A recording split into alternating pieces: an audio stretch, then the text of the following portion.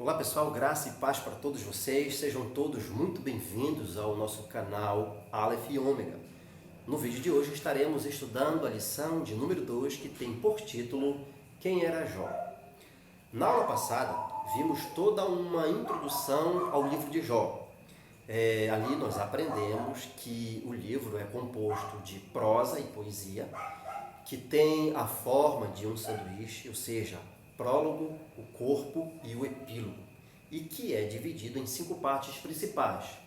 O prólogo, em prosa, os discursos de Jó e seus amigos, os discursos de Eliú, os discursos do Senhor, todos eles em poesia, e o epílogo, também em prosa. Bom, se você ainda não assistiu à aula de número 1 e quer ficar um pouco mais por dentro dos assuntos, como, por exemplo, em que época se deu a história de Jó, ou quem escreveu o livro de Jó, ou até mesmo quando esse livro foi escrito, é só clicar no card aqui em cima e curtir nossa aula. Já no vídeo de hoje, iremos aprender um pouco sobre o personagem central do livro, Jó. E para começarmos, nada melhor do que abordarmos uma palavra que está dentro de uma expressão que nos chama a atenção e que está exatamente aqui, no contexto da leitura bíblica em classe. Aqui nós temos a seguinte expressão: e blasfemaram de Deus no seu coração. Ora, o texto hebraico diz: Uverahu Elohim belivavam, que literalmente quer dizer: e bendito a Deus em seus corações. O verbo hebraico usado aqui não é arar, que significa amaldiçoar, mas barar, que significa abençoar. O mesmo verbo hebraico, barar, traduzido como blasfemar aqui, é também usado com este mesmo sentido, em outros textos do prólogo, e que também se repete na história de Nabote e no registro do salmista. Mas a pergunta é: por que essa mudança do verbo amaldiçoar para abençoar, ou vice-versa? Bem, neste caso trata-se de um eufemismo, que é uma figura de linguagem que emprega termos mais agradáveis para suavizar uma expressão. Essa substituição foi feita por um escriba, pois se considerava blasfêmia por o verbo maldizer ou amaldiçoar perto do nome de Deus. Assim, as evidências do texto confirmam este fato, pois a reação de Jó ao dizer que sua esposa falava como qualquer louca, confirma que aqui, originalmente, a ideia era realmente de amaldiçoar e não de bendizer a Deus. O nome Jó, em português, vem da forma latina Job, que por sua vez é derivada da forma grega Iob, a qual por sua vez é uma transliteração que não está muito próximo da forma hebraica Iov. A etimologia do nome Iov é incerta. Alguns têm entendido que o nome é derivado do verbo ayav, odiar ou ser hostil. E a forma participial deste verbo é exatamente a palavra comum para inimigo. Bom, esta possível derivação teria o significado literário da descrição da atitude inflexível de Jó em face de suas tribulações, enquanto ele recusa o sofrimento imposto sobre ele.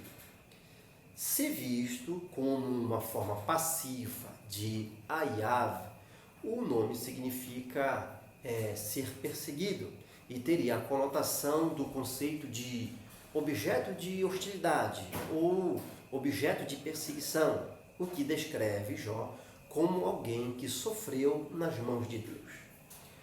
Outros acham que o nome seja derivado do árabe e que significa voltar ou arrepender-se, e tem então a conotação de o piedoso.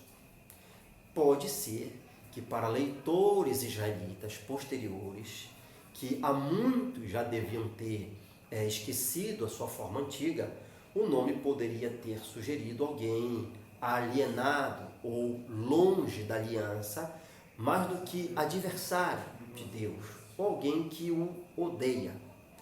No entanto, as evidências ou as tentativas, mais antigas de uma etimologia do nome cederam às evidências de fontes mais recentes. Este nome tem sido comprovado em diversas formas e em vários textos semíticos ocidentais como um nome comum da antiguidade. Por exemplo, a partir das cartas de Tel el-Amarna, dos textos de execração egípcios e dos documentos acadianos de Mari e Alalar, está atualmente bem testificado que se trata de um nome semita ocidental muito comum no segundo milênio. Esse nome aparece, por exemplo, nos textos de execração do Egito, como Ayavum, e nas cartas de Tel el-Amarna, como Ayal, assim como nos textos de Mari e Alalar. A forma original do nome, a qual tudo indica, era Ayav, que parece significar onde está meu pai, e que, portanto, poderia significar sem pai, o que poderia sugerir um órfão ou ilegitimidade. É muito mais provável que o nome, na verdade, não tenha nenhum sentido literário e deva antes ser visto como o nome de uma antiga personagem cuja conduta na tribulação a tornou exemplo digno de atitude de um homem justo para com o sofrimento. Alguns eruditos, a maioria deles liberais, e a bem da verdade existam alguns conservadores, não aceitam em hipótese nenhuma um Jó histórico. Para eles, o livro é apenas uma lenda e não um livro verdadeiramente histórico. E um apoio que eles têm, um apelo a que eles fazem para justificar essa teoria é a falta de genealogia de Jó, pois alguns reputam isso como um sinal inequívoco da natureza não histórica desse homem e de toda a sua história. Todavia, esse argumento se vê debilitado pelo fato de que um profeta tão importante como foi o profeta Elias, cuja historicidade não é posta em dúvida pelos eruditos, também não tem a sua árvore genealógica traçada ou registrada nas escrituras sagradas. Portanto, a questão genealógica não pode ser absoluta. Jó é uma personagem histórica e é possível que um autor posterior, conhecendo a história mediante a tradição oral, a tenha reduzido à forma escrita, mas, por essa altura, a genealogia de Jó se tinha perdido pelo que esse detalhe não foi registrado, ainda que importante para a mentalidade dos hebreus.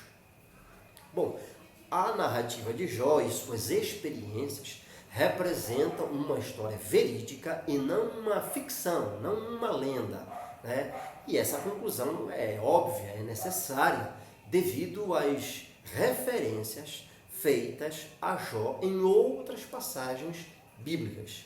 O nome Jó é atestado várias vezes no decurso do segundo milênio, isso nós já vimos, e que o acréscimo da Septuaginta, que se baseia na identificação de Jó com Jobabe, de Gênesis 36, 33, na verdade, não é autêntico.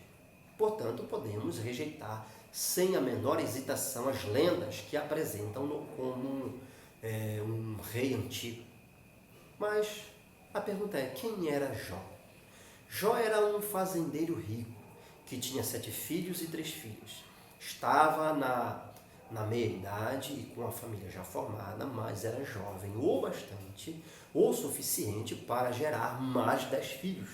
Portanto, Jó possuía uma relação harmoniosa entre sua família, seus negócios e, sobretudo, o seu Deus. Sendo assim, vamos entender um pouco sobre seu caráter, sua sabedoria, sua prosperidade e sua piedade, ok?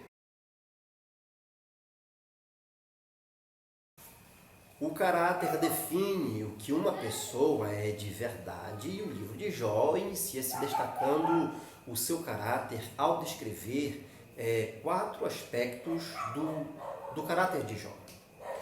O texto, por exemplo, diz que ele era um homem íntegro, que ele era um homem reto, que ele temia Deus e que ele se desviava do mal.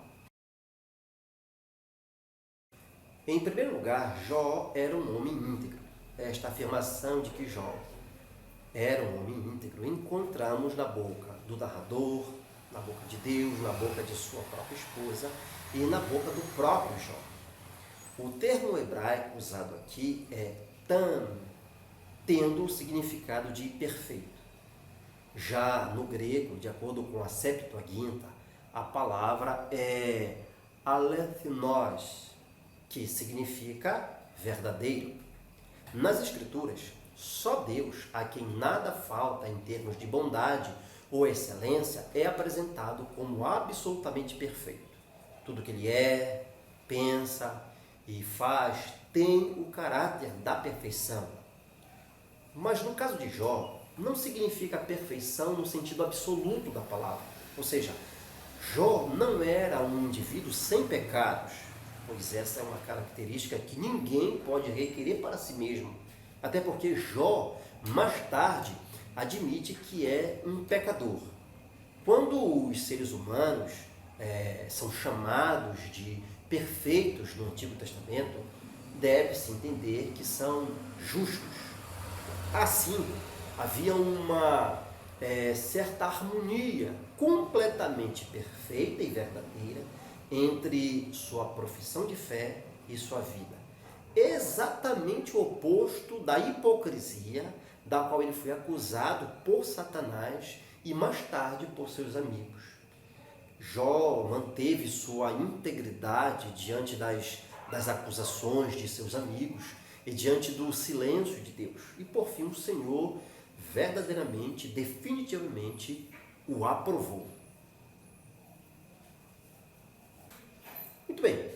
Em segundo lugar, Jó era um homem reto. Esta declaração da retidão de Jó é reafirmada pelo próprio Deus. Aqui nós temos o termo hebraico usado, yashar, e possui o sentido de retidão. Já no grego, de acordo com a Septuaginta, a palavra é amemptos e possui o sentido de irrepreensível. Isso quer dizer que Jó, em outras palavras, não se desviava dos padrões de Deus. Ele era um homem direito, que tinha um espírito justo e regras de retidão no coração, as quais observava em sua vida diariamente.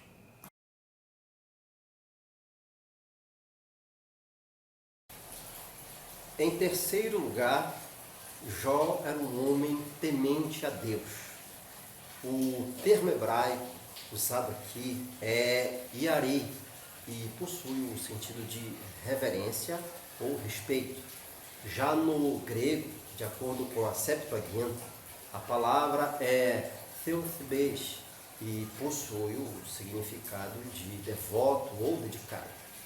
Temer ao Senhor significa respeitá-lo por seu caráter, seus atos e suas palavras. Esse temor não é o medo que faz o escravo encolher-se diante de seu Senhor, mas sim a reverência amorosa de um filho diante do pai, um respeito que conduz à obediência. Em quarto lugar, Jó era um homem que desviava-se do mal. O termo hebraico usado aqui é sur e possui o sentido de afastar-se. Já no grego, de acordo com a Septuaginta, a palavra é aperrômenos, que vem de aperro e possui o sentido de deter-se ou prevenir-se. Jó se desviava do mal e não pecava por mera curiosidade ou por motivo de vantagem pessoal. A piedade de Jó era fruto de submissão genuinamente ao Senhor, diante de quem ele andava e em reverência, rejeitando resolutamente o que ele tivesse proibido.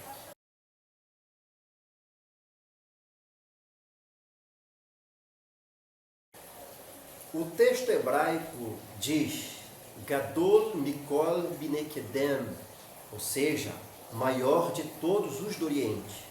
Então podemos perceber que Jó era o mais importante em sabedoria, riqueza e piedade do que qualquer outra pessoa daquela região, isto é, daquela região que ficava a leste do Rio Jordão e que se estendia desde Arã, no norte, até Midian, no sul.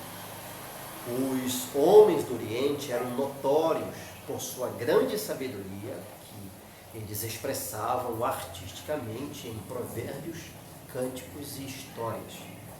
O texto diz que Jó era um homem temente a Deus e desviava-se do mal. E isto ecoa exatamente as características de alguém que é sábio. A bem da verdade é que Jó era o sábio conselheiro. Por isso, as Escrituras afirmam que Jó era maior do que todos os do Oriente.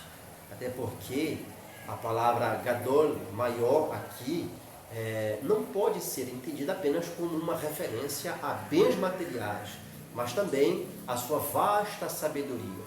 E isso fazia dele um homem proeminente a quem as pessoas recorriam com frequência em busca de conselho e orientação.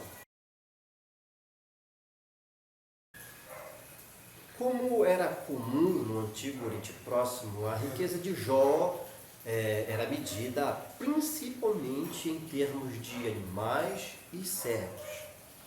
Jó era um homem muito rico, com um total de 11.500 animais domesticados, dividido naqueles tipos de animais que os homens ricos precisavam, como por exemplo animais de trabalho, animais que serviam como alimentação e animais de transporte.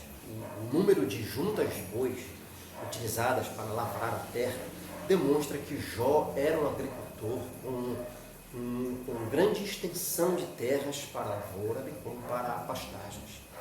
A versão da NVI traz 500 jumentos, mas a maioria das versões traz aqui, neste texto, jumentas, pois a palavra hebraica para jumentos, atonot, está na forma feminina.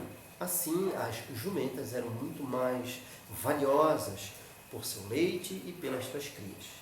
Os servos, ao estilo patriarcal, não é parte da família, senão dos bens os quais mantinham todas as suas posses em perfeita ordem. Porém, a sua riqueza não o afastou de Deus. Jó reconheceu que o Senhor havia lhe dado todos os seus recursos e usou sua riqueza com generosidade para beneficiar as outras pessoas, ou seja, o seu próximo.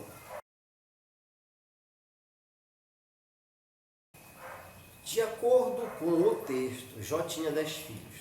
No Antigo Oriente Próximo, ter muitos filhos era considerado sinal da bênção de Deus. E ainda, de acordo com o texto, frequentemente seus filhos faziam banquetes. Essa referência aos banquetes que aconteciam de casa em casa demonstra que havia amor e harmonia entre os membros da família de Jó. Os filhos de Jó deviam gostar de passar tempo juntos, indicando que Jó e sua esposa educaram muito bem os seus filhos. Estas reuniões encantadoras da família faziam parte da atmosfera de bem-estar familiar. Jó tinha uma família muito feliz, livre de preocupações, seja no campo econômico, seja no campo da saúde, seja em qualquer outro campo da vida diária. A riqueza de Jó e sua felicidade familiar significavam que ele desfrutava do favor de Deus de uma maneira excepcional, de forma que nada lhe faltava.